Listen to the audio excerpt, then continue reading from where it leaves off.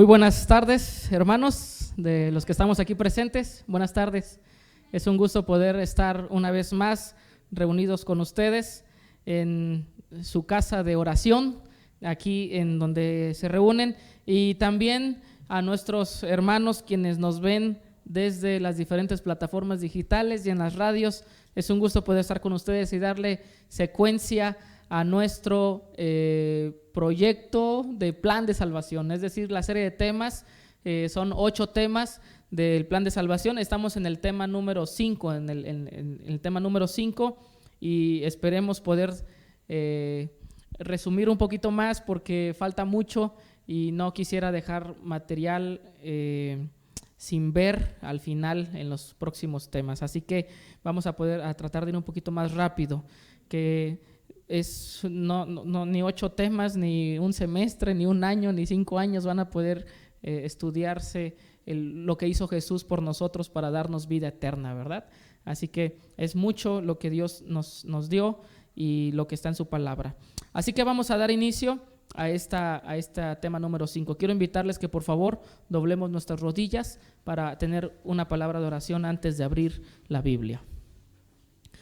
Padre nuestro que estás en los cielos, alabado y glorificado sea tu nombre. Te damos gracias, Señor, porque nos permites reunirnos y estudiar tu palabra.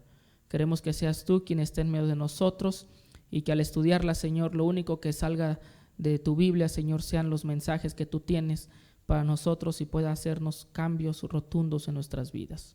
Te lo pido y te lo ruego de una manera muy especial. En el nombre de Cristo Jesús. Amén. Amén.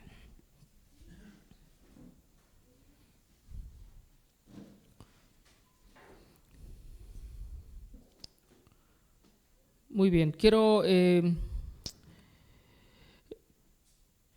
no voy a dar un resumen ya tan largo. Lo que hemos estudiado hasta ahorita es lo que Cristo Jesús ha hecho por nosotros. No sé si pueda tener las diapositivas para poder dar un resumen de manera más rápida y entrarnos a el primer paso que hay que hacer para aceptar a Cristo Jesús. El primer paso es el arrepentimiento, ¿verdad? Entonces vamos a presentar ese tema del arrepentimiento, cómo funciona el arrepentimiento, hay un arrepentimiento falso, hay un arrepentimiento genuino, y cómo tal vez muchos pueden estar en un arrepentimiento falso creyendo ser justificados cuando tal vez no están haciendo de alguna manera los pasos correctos para poder encontrarse con Cristo, y es donde vienen las frustraciones, vienen los desánimos, porque a veces no estamos en el camino correcto del proceso del plan de salvación. Muy bien, ¿ya tengo diapositivas, Hedy? Muy bien, muy bien. Una caída, una bendición. Estudiamos al principio de nuestra serie de temas que Dios en un inicio creó un mundo perfecto, un mundo donde la tierra, dice que salió de las manos del Creador, era sumamente hermosa. Había montañas, colinas y llanuras, y entre medio había ríos, lagos y lagunas. La tierra no era como hoy en día la vemos, no era una vasta llanura. Aquí en el norte podemos ver más vastas llanuras, ¿verdad? Hay caminos que son interminables, derechos. Yo viví un tiempo en Torreón, Coahuila, y para nombre, yo no sé quién se le ocurrió hacer una ciudad ahí en el centro de la nada. Uno llega y son horas y horas y horas de camino recto, y de repente, pum, aparece la ciudad, atraviesa la ciudad y sigue un camino recto y desierto para todos lados. No era así la tierra en un principio. Dios creó una tierra preciosa, hermosa, pero como hemos dicho, ha habido transformaciones. Esta tierra ha tenido transformaciones en muchos ámbitos, en su naturaleza, a través de los seres vivos y en la geología también. Primeramente cuando el hombre cayó en pecado, después con el diluvio y posteriormente el daño que le hemos hecho como seres humanos es lo que hoy vemos, una tierra que cada día sufre más. Pero en el principio no era así.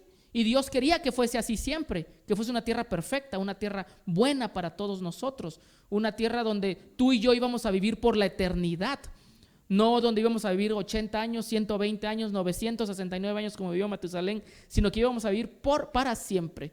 Dios había creado todo lo necesario para que el hombre viviera bien, pero puso una prueba. Dijo, si tú quieres tener esto que yo te estoy dando, solo una prueba te pongo, un mandamiento. Hoy tenemos 10, un mandamiento. no comas del árbol de la ciencia del bien y del mal. El día que de él comas, ¿vas a qué cosa? A morir. ¿Saben? Ese árbol no iba a estar para siempre. Esa prueba no iba a estar por la eternidad ahí. Solamente necesitaba Adán y Eva pasar esa prueba. Y ese árbol iba a ser retirado, esa prueba iba a ser retirada. Tristemente, tomaron la decisión equivocada. Y en ese momento el mundo entró en pecado, lo que hoy conocemos de mundo. Somos chaparritos, ¿verdad? Asimétricos. De repente un dedo lo tenemos más largo que el otro en el pie. De repente ya nos duele por acá y oye, tengo 30 y tantos años y ya me duele acá. ¿Qué es eso? Estos días estuve trabajando bastante en la casa y le decía a Gedial que el piso de madera que puse, que se me ocurrió poner piso de madera pensando que como soy carpintero iba a ser rápido. No, hombre, me tardé de más y era un dolor de cabeza estar pegándole las duelas para que entraran y clavando. No, fue un dolor de cabeza y me empezaron a doler los hombros y hasta el día de hoy como que no lo puedo terminar de levantar. Dios no quiso eso. El mundo que Dios diseñó y el hombre que Dios diseñó no era así. Hay escritos que tenemos donde el hombre antediluviano con sus propias manos eran sus herramientas, tenía la capacidad de rajar un árbol con sus propias manos. Un hombre antediluviano capaz, fuerte, suficiente para poder ser lo que hoy en día solamente ven en las películas con los superhéroes. Un hombre muy capaz. Tristemente, el mundo entró en pecado y eso empezó a decrecer. Primero llegaron a vivir 900 años, 800 años, 700 años. Vino el diluvio, el Señor dijo 120, porque ustedes los años los ocupan para la maldad. La capacidad que tienen la ocupan para la maldad. Y en el diluvio recortan los años a 120 años. Y hoy en día, el hombre que cumple 100 años, se le festeja. Es milagro que cumpla alguien 90. Creo que escuchaba al hermano que decía que su papi tenía 96 años o su suegro. 96 años su papá de usted. Pero eso porque ha estado allá en Totontepec con el frío conservado. Pero aquí en la ciudad, ¿quién vive 90 años, 96 años? Si llega a los 80, perdón hermano si alguno tiene por ahí 80, pero ya está todo conectado por todos lados y las mangueras y pastillas por todos lados. El mundo ha ido en un proceso de decaimiento. Dios, hermanos, pudo haberse olvidado de la humanidad recién creada, pero no, fue y puso un plan para sacarnos de este problema que se llama pecado, de este problema del mundo, ¿sí? Esa propuesta la presentó en Génesis capítulo 3:15, ya lo hemos estudiado en los temas anteriores. Dijo que iba a venir el Mesías para aplastarle la cabeza a la serpiente y a través del Mesías íbamos a poder obtener la redención de este mundo. Hablábamos del descendiente en diferentes textos bíblicos. Como resumen, en Gálatas 3:16 estudiábamos que Pablo dice, ese descendiente que se promete en Génesis capítulo 3:15 es Cristo Jesús. Él es el que vino a darnos vida eterna en abundancia. A partir de ahí, hermanos, vivimos en un mundo en constante descenso. Un mundo donde leímos en Génesis, en Eclesiastés, en Isaías, cómo este mundo ha estado en constante descenso.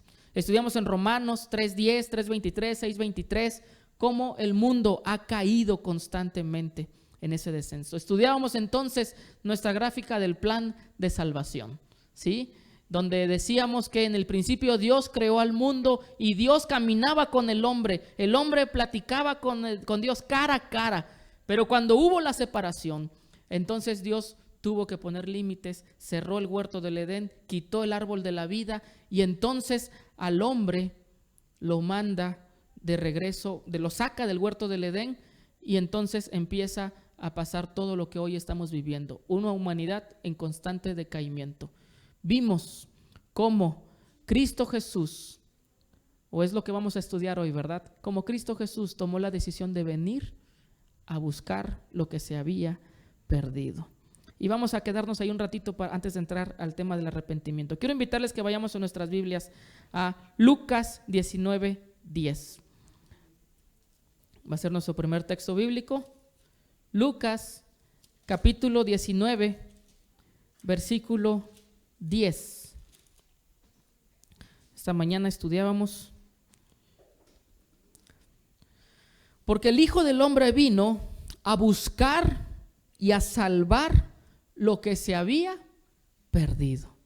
Él vino desde el cielo, hermanos, desde su trono, a buscar y a salvar lo que se había perdido. Vino a abrir ese camino nuevo.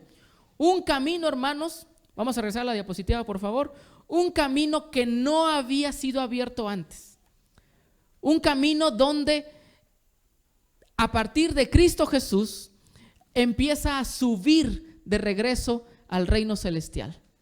Ese camino, hermanos, es un camino que solamente Cristo pudo abrir. Por eso Jesús dijo: yo soy el camino, la verdad y la vida.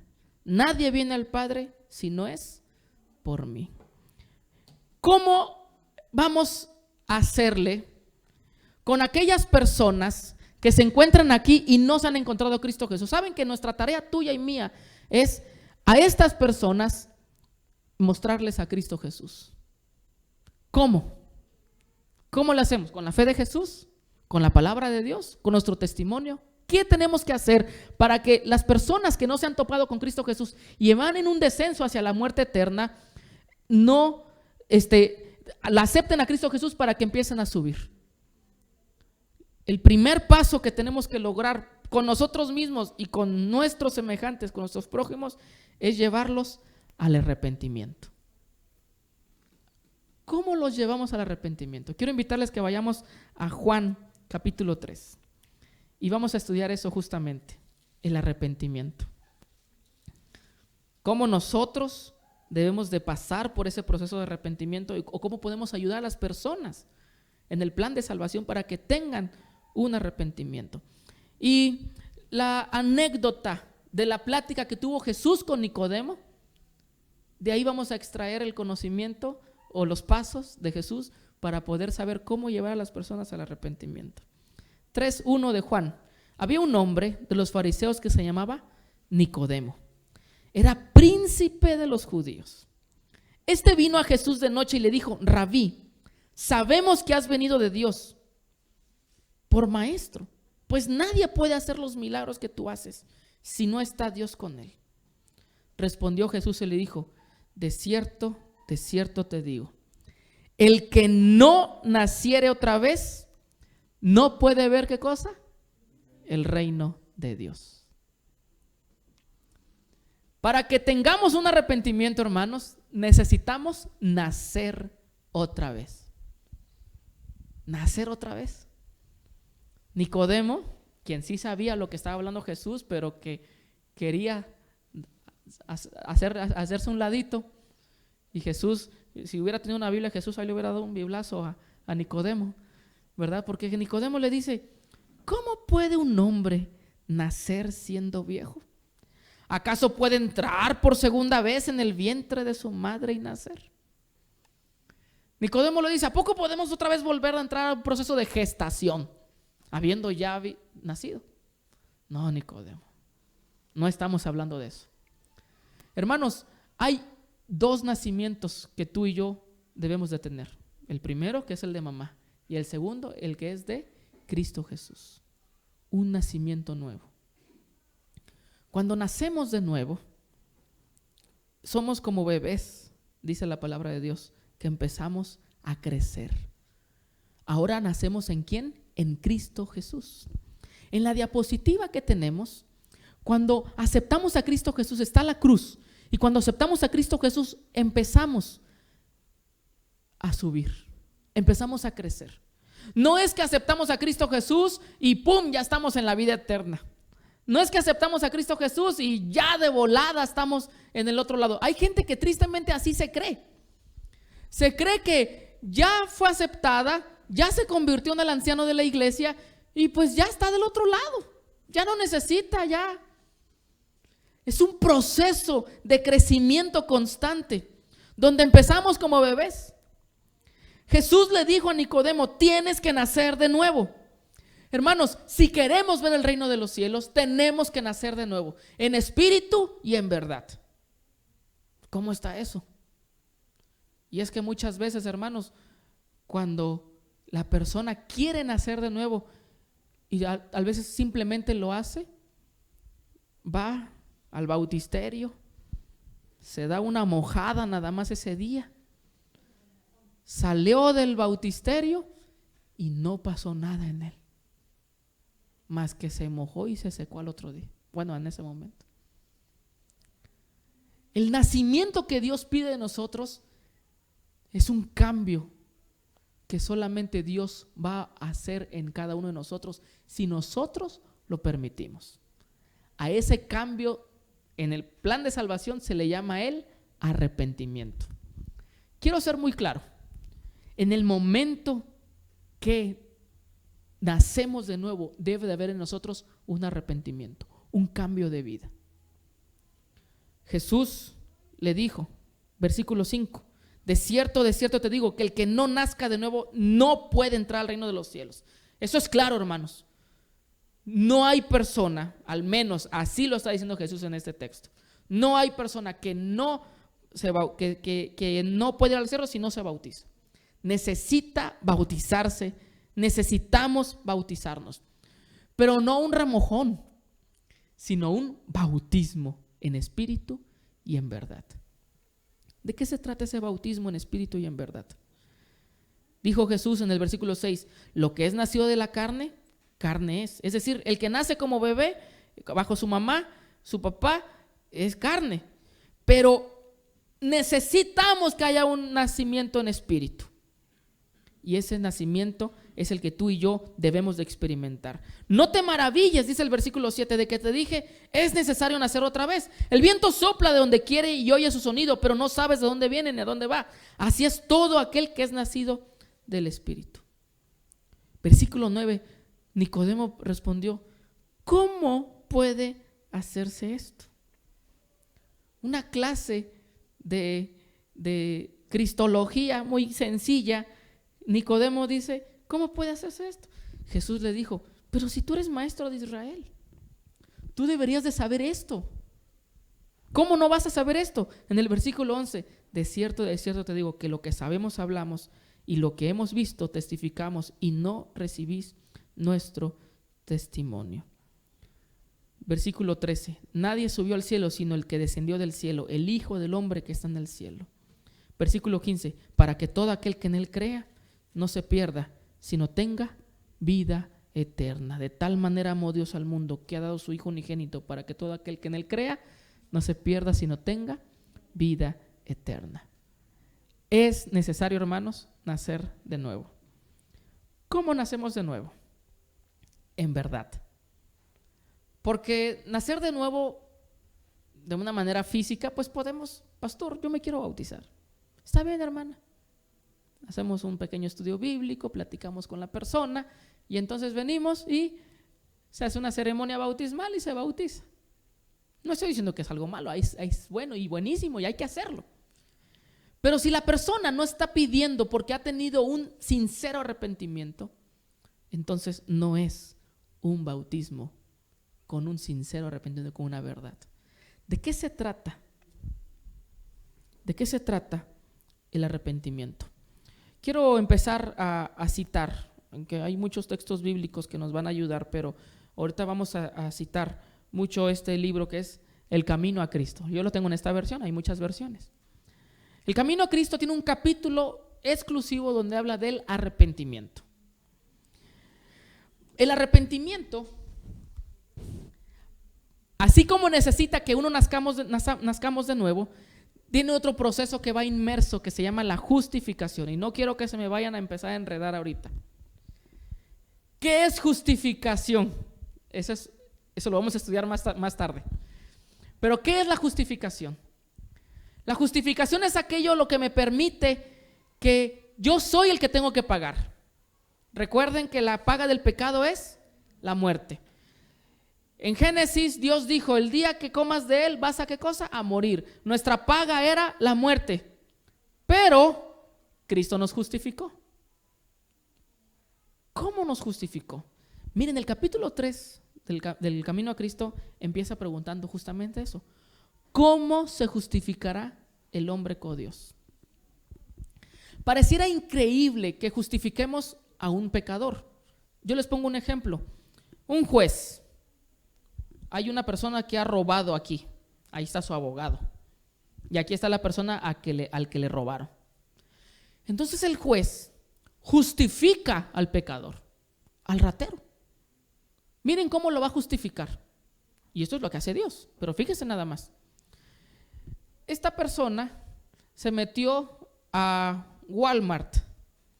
Y entonces en Walmart vino y robó comida porque necesitaba llevarle comida a sus hijos. No tenía trabajo.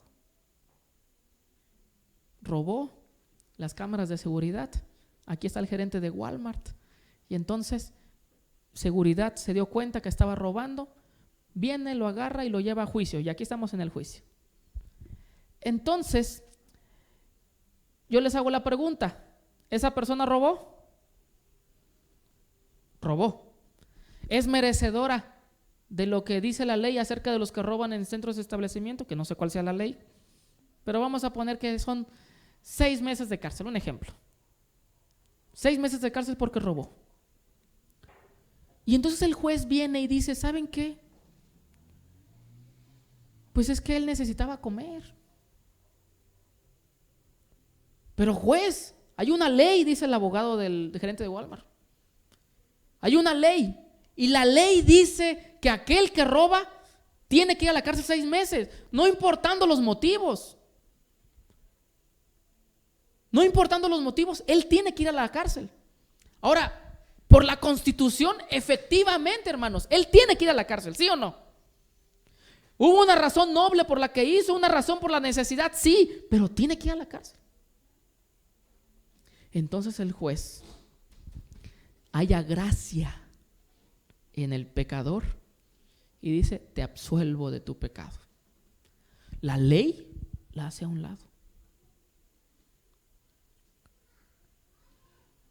En el juicio de Dios, Cristo Jesús lo que hace es, que es el abogado, él paga por el pecador la deuda. Es decir, él necesitaba ir a la cárcel. En este caso, él necesitaba morir. En un juicio divino, él necesitaba morir. Pero Cristo viene y paga. Y por eso es justificado.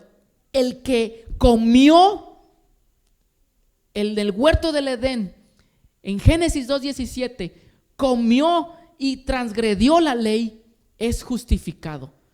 Hoy, hermanos, es inaudito que un juez justifique a un violador, por ejemplo. La sociedad se enoja. ¿Cómo creen que vamos a pasar por alto a un violador? ¿Cómo creen que vamos a pasar por alto a un ratero? ¿Cómo creen que por eso el país está como está? Empezamos a decir como sociedad. Pero lo que hace Dios en el cielo es que justifica, nos justifica. Somos pecadores, merecemos la muerte. Somos descendencia de Adán, comimos del pecado. Nuestra condenación es la muerte eterna, hermanos. Pero Cristo Jesús viene y nos justifica, paga por nosotros. La pregunta que hace la sierva de Dios aquí es, ¿cómo va a justificarse el hombre con Dios? ¿Cómo podemos hacer justo al pecador? ¿Cómo hacemos que este hombre que sí robó pase por alta la ley? Y entonces ella responde, solamente por intermedio de Cristo vamos a poder ponernos en armonía con Dios y la santidad. Solo Cristo Jesús, hermanos, va a poder hacer ese pago. Nadie más. Ni nosotros podemos hacer algo para hacer ese pago. Ni con nuestra presencia en la iglesia, ni con nuestro apoyo a la iglesia, ni con nuestros diezmos en la iglesia, ni con nuestra obra misionera, ni porque nos llevamos re bien con el pastor, ni porque nada, no hay nada. Lo único que nos puede dar justificación es Cristo Jesús. No hay más. A Él nos debemos. Él es nuestro objeto de conciencia que debemos de tener siempre en nuestra mente. Él es el que siempre debe estar presente en nuestras vidas. Él es el que nos justifica. Ahora la pregunta es, ya entendimos esta parte, hermanos. Ya entendimos que solamente Cristo Jesús es el que nos da la justificación. Él es el único que nos puede absolver del problema del pecado. Ahora la pregunta que tiene que ver con la palabra arrepentimiento es, ¿cómo consigo a ese abogado? ¿Cómo le hago para que Cristo me represente? ¿Cómo le hago para que sea Cristo el que esté al lado mío cuando el enemigo me señale como pecador? ¿Qué tengo que hacer para que Cristo sea mi representante? ¿Cómo debo de buscar a mi abogado? La pregunta que hace la sierva de Dios aquí es: ¿cómo debemos ir a Cristo? Y miren, muchos formulan la misma pregunta que hicieron las multitudes el día del Pentecostés. Cuando convencidas de sus pecados exclamaron: ¿qué haremos? Yo quiero invitarles que vayamos a Hechos capítulo 2 para que entendamos qué tengo que hacer para que Cristo me acepte como mi abogado.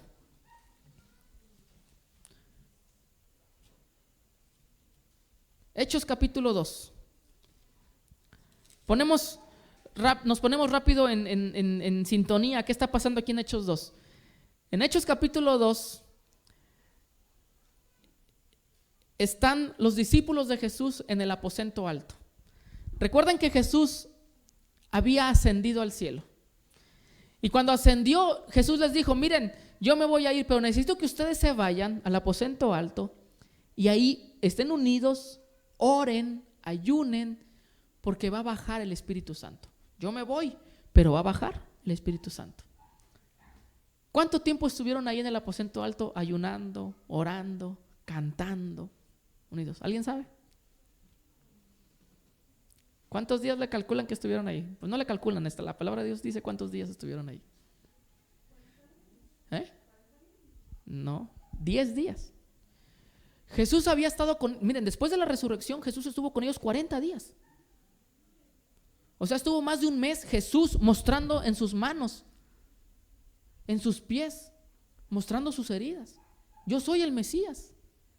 Yo soy Jesús, dándole las últimas instrucciones a sus discípulos, cómo iban a levantar el movimiento.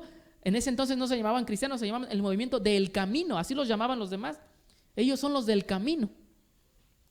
Entonces, 40 días estuvo Jesús haciendo sus últimas juntas con sus discípulos. Cuando Jesús les da la última comisión, tienen que ir a Jerusalén, Judea, Samaria, los confines de la tierra. Van a hacerle así le van a hacer, muchachos. Muchachos, tienen que trabajar, esto se va a crecer, yo voy a venir por ustedes. Y entonces en sus últimas instrucciones Jesús asciende y les dice: váyanse al aposento alto, ahí van a orar. Estuvo con ellos 40 días, 10 días estuvieron ellos en el aposento alto. ¿Por qué? Porque el día del Pentecostés. ¿Qué significa Pentecostés? ¿Alguien sabe? ¿De casualidad?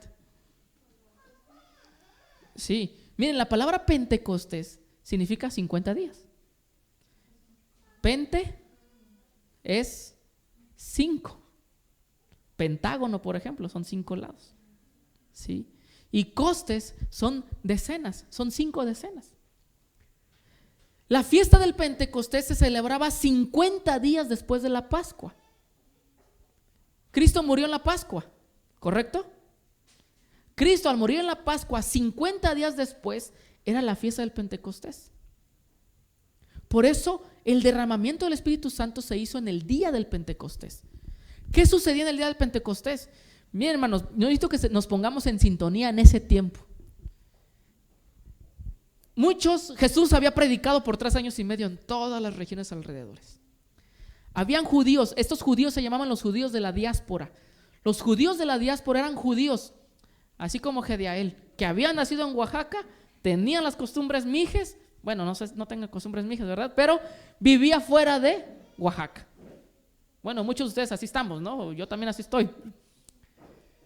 Los judíos de la diáspora hablaban su idioma, pero hablaban griego también. Los judíos de la diáspora no tenían acceso a Jerusalén porque vivían muy lejos, pero tenían sinagogas. Ahora imagínense, Jesús era el Mesías y había dudas, ¿era o no era el Mesías? La gente en los alrededores estaba esperando, como judíos, estaban esperando al Mesías. Así que cuando se enteraron que habían matado a Jesús, que había resucitado al tercer día, que anduvo caminando entre ellos y las noticias se daban de que sí era el Mesías, La siguiente convocación que Jerusalén tenía era el Pentecostés. Así que todo mundo quiso ir a ver a Jerusalén qué cosa estaba pasando, si realmente había sido el Mesías. Algunos no se habían enterado que ya Jesús había ascendido. Las noticias no eran como hoy en día en Facebook, que ya en un segundo ya todo el mundo se enteró. Por lo tanto, la gente dijo: tenemos que ir en el Pentecostés a Jerusalén, queremos ver si realmente es el Mesías. Dicen que resucitó. Así que, hermanos, en la fiesta del Pentecostés, Jerusalén estaba lleno. Había muchísima gente. Entonces los discípulos estaban en el aposento alto. Y vamos a ir en el capítulo 2, versículo 1, dice: y cuando llegó el día del Pentecostés, estaban todos unánimes en un mismo lugar, los discípulos. Y de repente vino un estruendo del cielo como de un viento recio que corría, el cual llenó toda la casa donde estaban sentados. Y se les aparecieron lenguas repartidas como de fuego, asentándose sobre cada uno de ellos. Dice el versículo 4: y fueron todos llenos del Espíritu Santo y comenzaron a hablar, ¿qué cosa? En otras lenguas, según el Espíritu les daba que hablasen. Moraban entonces en Jerusalén judíos, varones piadosos de todas las naciones debajo del cielo. Miren, el versículo 5 nos da la razón de lo que les acabo de decir. Estaban entonces en Jerusalén judíos, varones piadosos de todas las naciones debajo del cielo. Cuando esto fue divulgado, se juntó la multitud. Ya no se fueron al templo de Jerusalén, sino que se fueron todos al aposento alto. Y estaban confusos porque cada uno les oía hablar en su propia lengua. Estaban atónitos y maravillados, diciendo unos a otros: mirad, ¿qué no son galileos todos estos que hablan? ¿Cómo pues les oímos nosotros hablar cada uno nuestra lengua en la que hemos nacido? Partos y medos, elamitas, los que habitamos en Mesopotamia, todos esos eran judíos, pero hablaban francés, hablaban griego, hablaban español, hablaban inglés, italiano, hablaban todos los idiomas. Ya no hablaban su idioma original porque eran judíos que vivían afuera. Ya no tenían la lengua que estaban hablando en ese momento, que era el hebreo, o en este caso el arameo. Pero ellos, cuando Pedro se paró a predicar ahí, aunque yo no hablaba arameo, yo hablaba italiano, yo lo estaba escuchando hablar, ¿qué cosa? En italiano. Y entonces que hablaba francés, que venía de Francia, estoy haciendo ese ejemplo, ¿verdad? Estaba hablando Pedro y lo escuchaba hablar ¿en qué? En francés. ¿Cómo puede suceder esto? Dice, por eso dice el texto: ¿qué no son todos galileos? ¿Cómo les escuchamos hablar en nuestro idioma?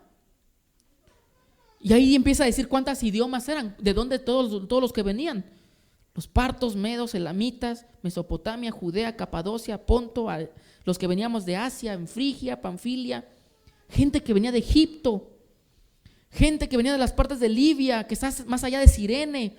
Habían romanos extranjeros, habían tanto judíos como prosélitos, es decir, gente que ni siquiera era de la raza judía, no tenía sangre judía, eran eran extranjeros totalmente. Y todos y cada uno les estaban escuchando hablar en su propia idioma. ¿Saben por qué Dios permitió que se hiciese esto? O Dios derramó el Espíritu Santo de esta manera, hermanos. Imagínense ese sermón, que no lo vamos a leer porque es largo. El sermón que Pedro da, vamos a leer la última parte nada más. El sermón que Pedro da en ese momento es un sermón del plan de salvación.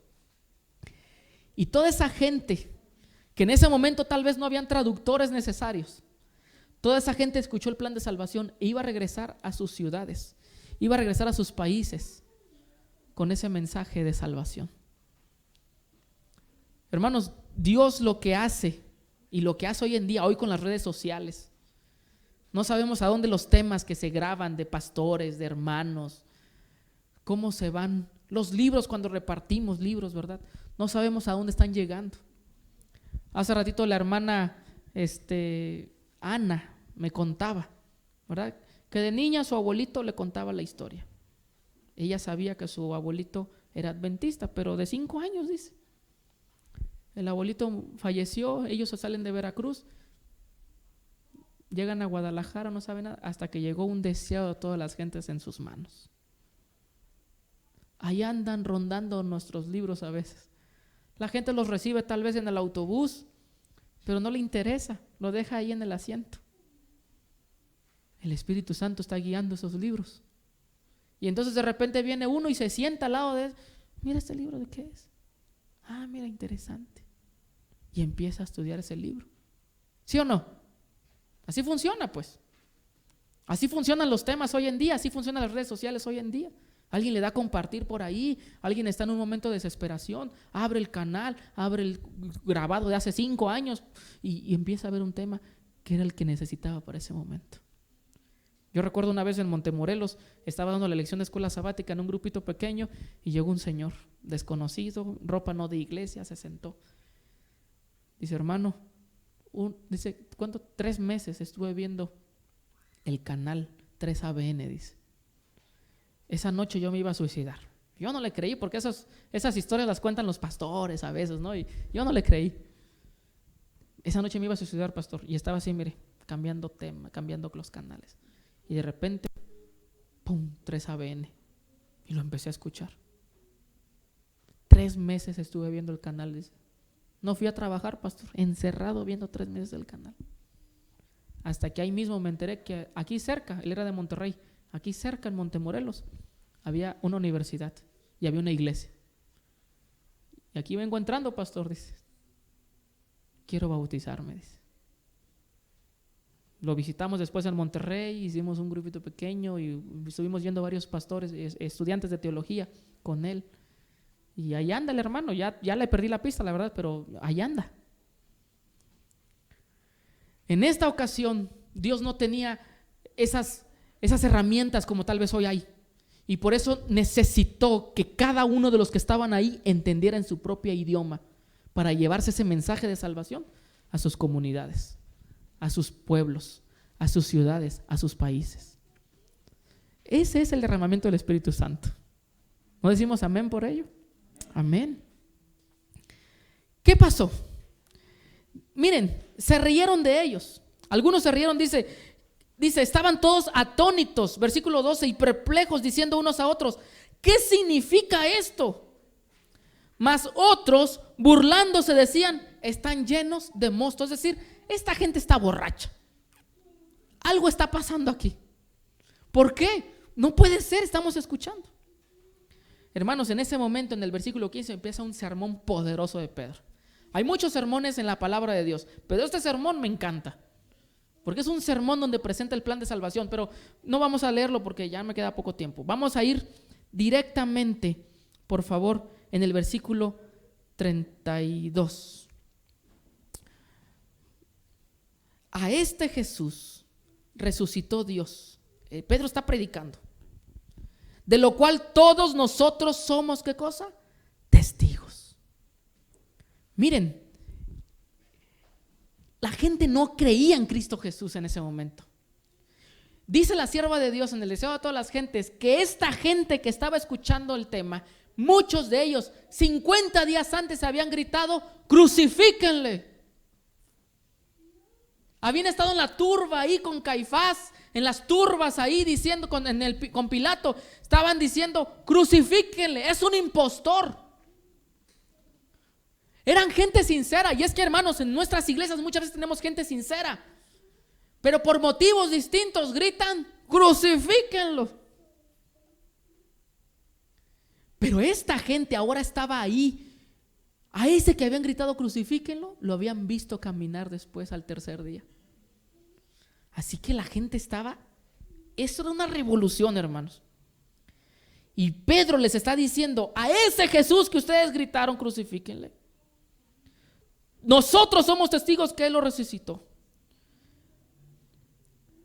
Dice el versículo 36, sepa pues ciertísimamente toda la casa de Israel que a este Jesús que ustedes crucificaron, ahí está Pedro diciéndoles, ustedes gritaron, Dios lo hizo Señor y Cristo.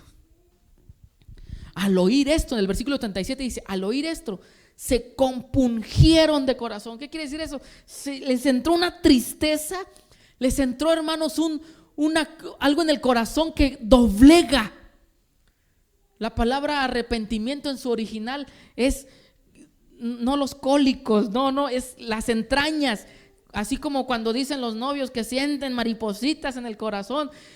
Yo solamente, bueno, no, las maripositas las sentí muchas veces, ¿verdad? Pero una vez nada más que me hice así, tuve un problema muy fuerte. Y sentí así, me hice así, pues. No es posible, ¿por qué me está pasando esto? Eso es lo que quiere decir esta palabra, se compungieron de corazón, es decir, se quebrantaron a tal grado que se doblaron. Un dolor pero profundo, hermano, profundo. Y entonces hicieron una pregunta muy importante. Dijeron a Pedro y a los otros apóstoles: varones hermanos, ¿qué vamos a hacer? Nosotros gritamos: crucifíquenle. Nosotros pedimos su cabeza. Nosotros, hermanos, le escupimos. Nosotros participamos para que le pusieran una corona de espinas. Nosotros pedimos que lo azotaran. Nosotros no quisimos cargar la cruz y ayudarlo. Nosotros festejamos de que quitamos a un impostor supuestamente. Pero cuando vieron que era el Mesías, el verdadero Mesías, le preguntaban a Pedro: Pedro, ¿qué vamos a hacer? Y entonces, hermanos, en el versículo 38 está la respuesta. Pedro les dijo: arrepiéntanse y bautícense cada uno de vosotros en el nombre de Jesucristo para perdón de los pecados, y recibiréis el don del Espíritu Santo. Arrepiéntanse. ¿Qué es el arrepentimiento, hermanos? Usted y yo debemos de llegar a ese punto de quebrantarnos de corazón para tener un verdadero arrepentimiento. ¿Cómo poder tener ese arrepentimiento verdadero? Miren lo que dice la sierva de Dios. Este capítulo está precioso. Ojalá lo puedan leer con calma en casa y lo puedan subrayar y meditar línea por línea. Porque dice, el arrepentimiento, dice, comprende tristeza por el pecado y abandono del mismo. Tristeza. O sea, debe de haber tristeza. Hay arrepentimientos falsos. Les pongo un ejemplo que es muy malo, pero se los pongo. Un diabético le dice al doctor: necesito que dejes de tomar azúcar. Necesito que dejes de tomar Coca-Cola. Te va a matar. Cuando la persona ve y checa su glucosa y dice: híjole, me estoy muriendo.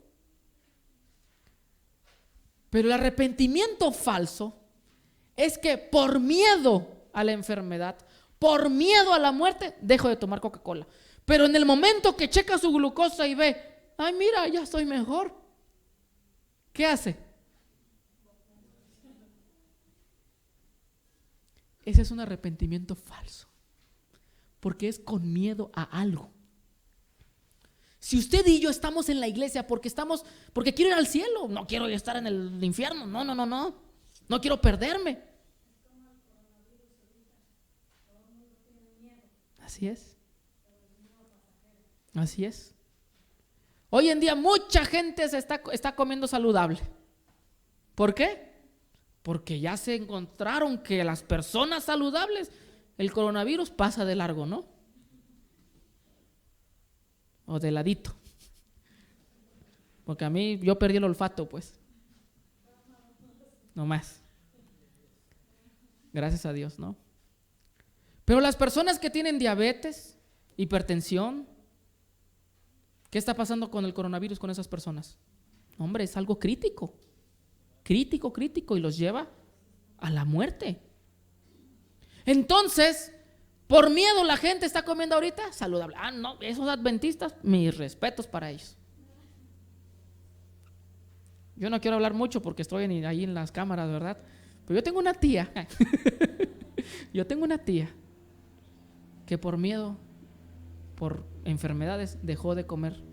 Y me habló y me dijo: hijo, ahora sé por qué, ella no es de la iglesia, por qué ustedes no comen camarones, no comen esto, no comen lo otro, no comen lo otro.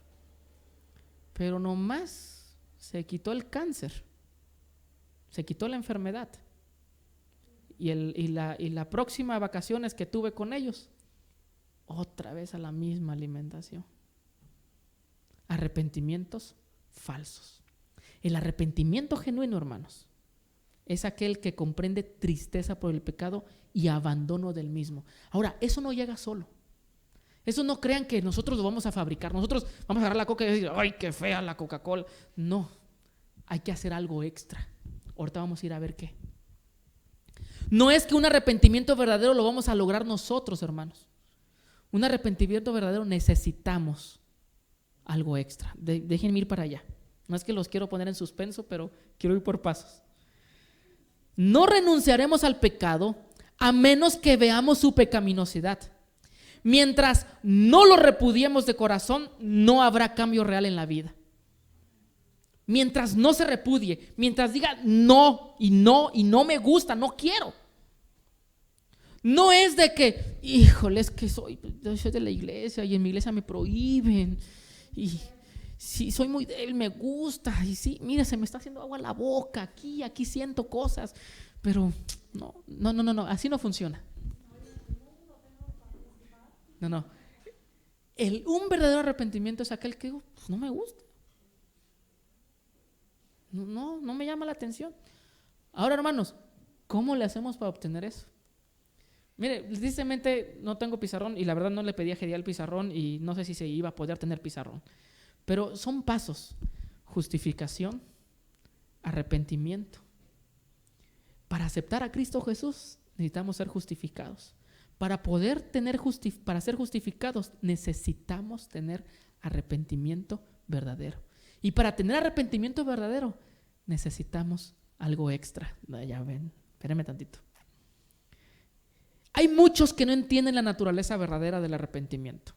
Dice ella en El Camino a Cristo: gran número de personas se entristecen por haber pecado y muchas veces se reforman exteriormente porque temen que su mala vida les acarree sufrimientos. Es decir, el arrepentimiento falso te hace a una reforma exterior. Nos entristecemos por el pecado, pero una reforma exterior. Esto no es arrepentimiento en el sentido bíblico, dice ella. Lamentan la pena, pero no el pecado. Temen al cáncer, pero no al camarón. ¿Sí me doy a entender? Temen la diabetes, pero aman la Coca-Cola. Ese es un arrepentimiento falso. Dejo de tomar Coca-Cola porque no quiero que me dé diabetes. Lo que busca Dios en nosotros es que odiemos la Coca-Cola.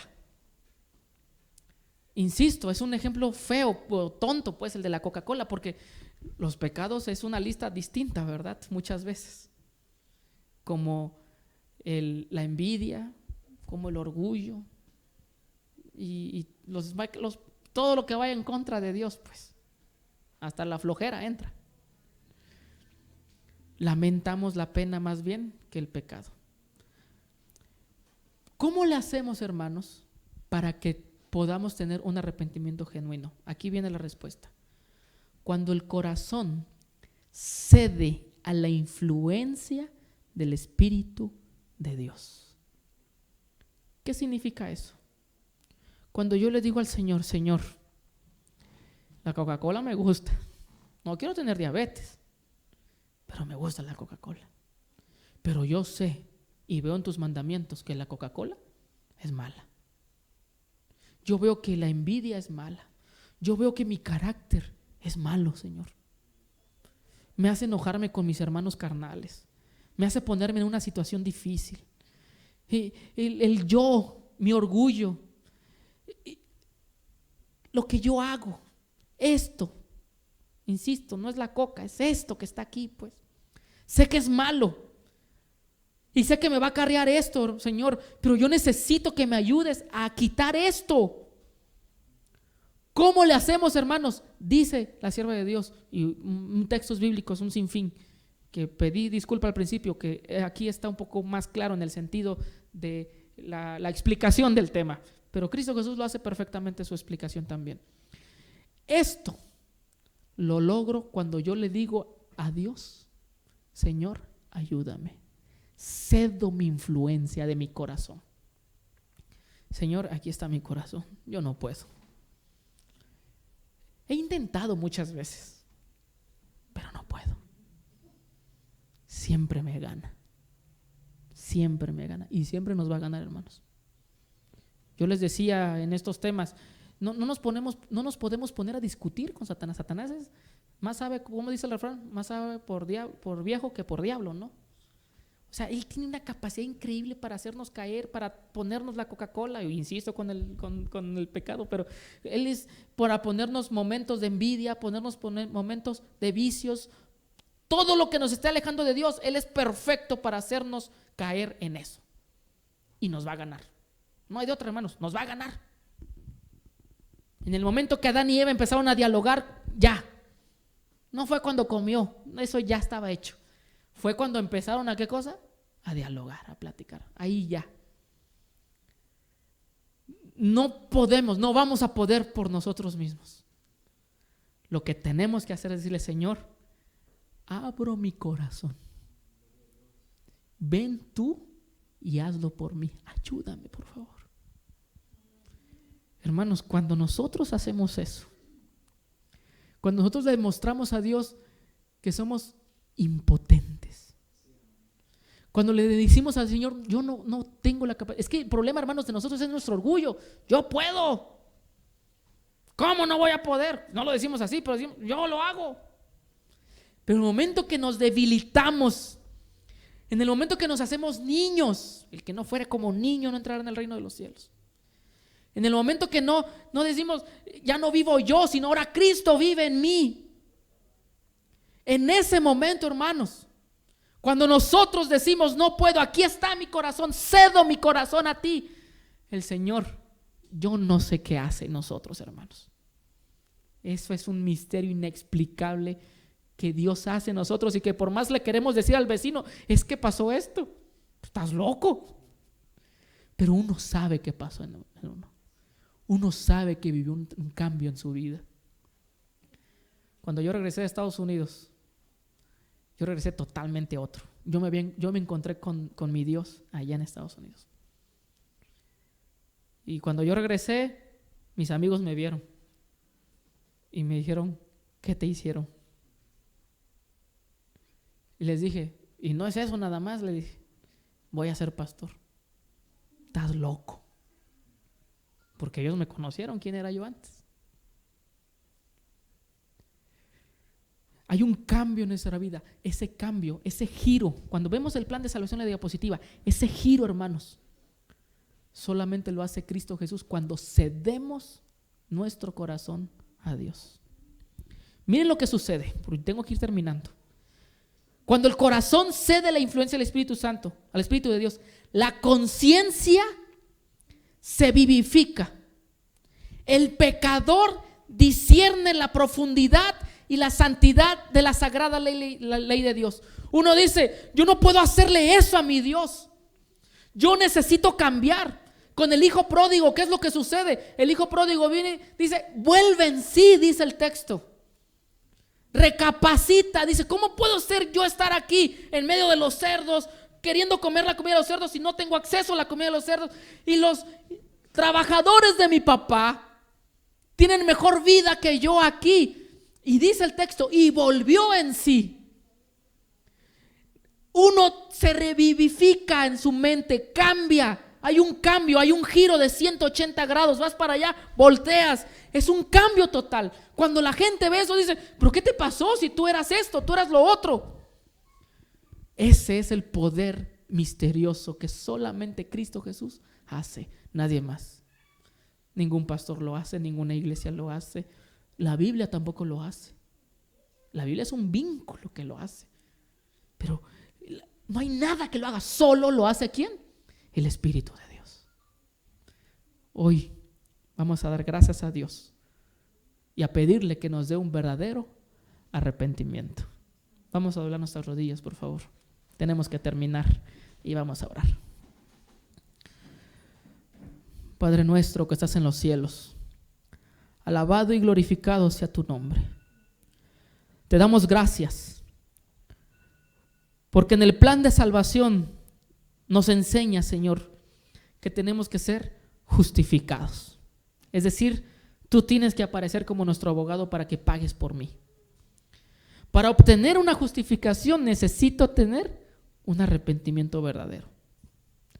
Para tener un arrepentimiento verdadero en el cual me haga hacer cambios rotundos en mi vida, que deteste el pecado, necesito, Señor, un simple paso, pero que a veces les cuesta a muchas personas, o nos cuesta a muchas personas. Es decirte, Señor, no puedo. Ven por favor a mi vida. Ven a mi corazón. Te lo doy totalmente y haz tú lo que quieras de él. Tu Hijo Cristo Jesús nos enseñó: yo estoy a la puerta y llamo. Si alguno oye mi voz y abre la puerta, tú, oh Dios, nos amas tanto que tú no abres la puerta por nosotros. Tú nos pides que nosotros abramos la puerta de nuestra vida, de nuestro corazón.